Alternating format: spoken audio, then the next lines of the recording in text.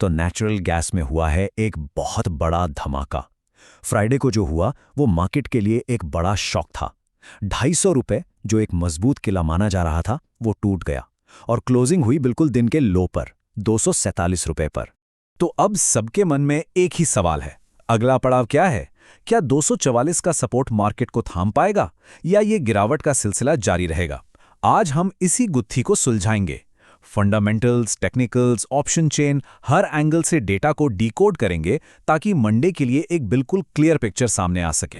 तो चलिए सबसे पहले ये समझते हैं कि पिछले हफ्ते हुआ क्या था। कॉन्टेक्स्ट समझना बहुत जरूरी है। ये देखिए, हफ्ते भर की कहानी साफ है। सेलर्स यानी बेचने वाले पूरी तरह से हावी थे। प्राइस लगातार नीचे नीचे और नीचे। ये क्लासिक लोअर हाई और लोअर लो का पैटर्न है। मतलब जब भी बायर्स ने हिम्मत दिखाई, सेलर्स ने उन्हें और नीचे धकेल दिया। ये एक टेक्स्ट बुक बेरिश सिग्नल है, बिल्कुल साफ। और सबसे जरूरी बात, मार्केट बंद कहाँ हुआ? बिल्कुल दिन के सबसे निचले पॉइंट पर। इसका सीधा मतलब है कि सेलर्स का कंट्रोल मजबूत है। इसे ऐसे समझिए जैसे कोई बॉक्सिंग मैच हो और राउंड के आखिर में एक बॉक्सर रिंग के कोनों में सहमा हुआ खड़ा हो। साफ पता चल जाता है कि जीत किसकी हो रही है। यहां भी कुछ वैसा ही हुआ। तो सवाल ये उठता है कि मार्केट इतना कमजोर क्यों है? चलिए अब जरा इसके फंडामेंटल कारणों की तह तक जाते हैं कि आखिर ये प्रेशर आ कहां से रहा है। सबसे पहली और बड़ी वजह है स्टोरेज। सोचिए आपके पास एक गोदाम है जो माल से ठसाठस भरा है। अब जब स्टॉक इतना ज्यादा हो तो आप उसे किसी भी कीमत पर निकालने की कोशिश करेंगे, है ना? बिल्कुल यही हाल अभी यूएस में नेचुरल गैस का है। जो लेटेस्ट EIA डेटा आया है वो बता रहा है कि स्टोरेज लेवल 5 साल के एवरेज से काफी ऊपर है। मतलब सप्लाई की कोई कमी ही नहीं है, बाजार में माल भरा पड़ा है। अब दूसरी बात, सिर्फ स्टोरेज ही ज्यादा नहीं है, प्रोडक्शन भी जोरों पर है। यूएस का गैस प्रोडक्शन अभी भी रिकॉर्ड हाई लेवल के आसपास चल रहा है। तो ये प्राइस के लिए एक तरह का डबल अटैक है। एक तरफ गोदाम भरे हैं और दूसरी तरफ प्रोडक्शन से और माल आ रहा है। इससे प्राइस पर एक नेचुरल प्रेशर बना हुआ है। और तीसरा फैक्टर, डिमांड। अभी हम जिसे शोल्डर सीजन कहते हैं उसमें है। आसान भाषा में कहे तो मौसम अभी माइल्ड है। न तो हीटिंग की जबरदस्त जरूरत है, न ही कूलिंग की। इसका मतलब ये नहीं कि डिमांड बिल्कुल जीरो है, लेकिन हां, पीक सीजन के मुकाबले ये काफी कमजोर है।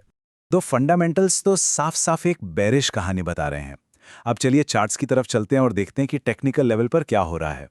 और यहां भी कहानी बिल्कुल क्लियर है। प्राइस 20, 50 और 200 तीनों ही इंपॉर्टेंट मूविंग एवरेज के नीचे ट्रेड कर रहा है। ये एक बहुत मजबूत सिग्नल है कि ट्रेंड सिर्फ शॉर्ट टर्म में नहीं बल्कि मीडियम और लॉन्ग टर्म में भी नीचे की तरफ ही है। अब ये वो लेवल्स हैं जिन पर सबकी नजरें टिकी हुई हैं। 250 रुपए से 252 का जोन, जो पहले एक मजबूत फर्श था, अब वो एक मजबूत छत बन चुका है। और नीचे की तरफ अगला बड़ा सपोर्ट है 244, 245 पर। यह एक बहुत इंपॉर्टेंट डिमांड जोन है। अगर ये लेवल भी टूटता है तो फिर गिरावट और तेज हो सकती है। फ्राइडे को जो 250 रुपए का लेवल टूटा ना, टेक्निकल भाषा में इसे कहते हैं बेरिश ब्रेक ऑफ स्ट्रक्चर। इसे ऐसे समझिए जैसे किसी डैम में दरार आ गई हो।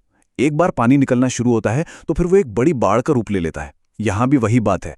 ये इस बात का कंफर्मेशन है कि मंदी का ट्रेंड अब और मजबूत हो गया है। चलिए अब जरा स्मार्ट मनी को फॉलो करते हैं। ऑप्शन चेन एक ऐसा टूल है जो हमें बड़े प्लेयर्स के दिमाग में क्या चल रहा है उसकी एक झलक देता है।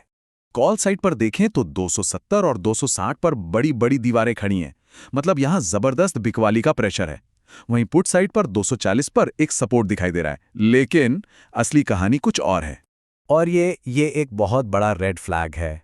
पुट राइटर्स यानी वो ट्रेडर्स जो 250 रुपए के सपोर्ट पर दांव लगा रहे थे, अब वो अपनी पोजीशंस छोड़कर भाग रहे हैं। और जब बड़े खिलाड़ी मैदान छोड़कर भागने लगें तो समझ जाइए कि सपोर्ट अब भरोसे के लायक नहीं रहा। अब ग्लोबल मार्केट पर भी एक नजर डाल लेते हैं। NYMX जो ग्लोबल बेंचमार्क है वो भी एक कमजोर जोन में ही ट्रेड कर रहा है। और क्योंकि नेचुरल गैस एक ग्लोबल कमोडिटी है तो जाहिर है अमेरिका की कमजोरी का असर हमारे MCX पर भी पड़ता है। तो ठीक है, इतना सारा डेटा देख लिया। अब सवाल यह है कि इस सब के साथ मंडे को करना क्या है। चलिए कुछ पॉसिबल सिनेरियो और हमारी स्ट्रेटजी पर बात करते हैं। देखिए 3 मेन सिनेरियो बन सकते हैं। पहला, अगर मार्केट गैप डाउन खुलता है यानी 244 रुपए के नीचे, तो फौरन बेचने की जल्दी मत कीजिए। इंतजार कीजिए कि प्राइस वापस ऊपर आकर उस लेवल को रीटेस्ट करे। दूसरा, अगर मार्केट फ्लैट खुलता है 247 रुपए के आसपास, तो बस 244 पर नजर रखिए।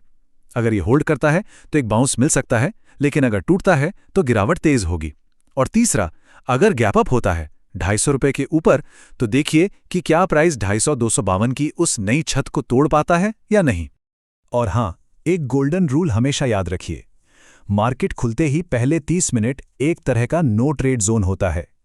मैंने बहुत से लोगों को सुबह सुबह जल्दबाजी में ट्रेड करके पैसे गंवाते देखा है। पहले मार्केट को थोड़ा सेटल होने दीजिए, उसे अपनी दिशा तय करने दीजिए।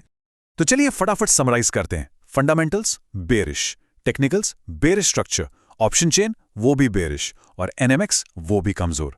तो सारे के सारे सिग्नल एक ही तरफ इशारा कर रहे हैं। लेकिन याद रखिए, मार्केट में कुछ भी 100% पक्का नहीं होता, इसलिए रिस्क मैनेजमेंट सबसे ज्यादा जरूरी है। तो अब आखिरी सवाल, क्या 244 रुपए का किला बच पाएगा या बेयर्स इसे भी तोड़ देंगे? आपको क्या लगता है, क्या होगा मंडे को? नीचे कमेंट्स में अपनी राय जरूर बताइए।